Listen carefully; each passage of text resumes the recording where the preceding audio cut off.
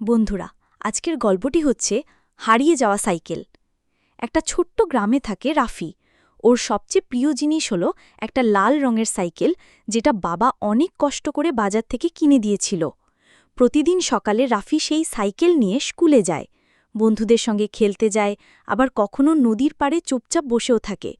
কিন্তু একদিন সকালে ঘুম থেকে উঠে রাফি দেখে সাইকেলটা নেই, বাড়ির উঠান ফাঁকা। সে চারদিকে খুঁজল, প্রতিবেশীদের জিজ্ঞাসা করল, কিন্তু কেউ কিছু জানে না। রাফির মন খারাপ হয়ে গেল। হতাশ রাফি হেঁটে স্কুলে যাচ্ছিল। হঠাৎ দূরে মাঠের ধারে সে দেখতে পেল এক ছোট ছেলে সাইকেলটা চালাচ্ছে। ছেলেটার জামা ছেঁড়া, পায়ে স্যান্ডেল নেই। রাফি রাগে গিয়ে ছেলেটাকে থামালো। এটা আমার সাইকেল, তুমি চুরি করেছ? ছেলেটার চোখ ভিজে গেল। সে আস্তে বলল, ভাই, আমি চুরি করিনি, আমি শুধু একটু চালাচ্ছিলাম, আমি কোনোদিন সাইকেল পাইনি, খুব ইচ্ছে করছিল। রাফির মন নরম হয়ে গেল।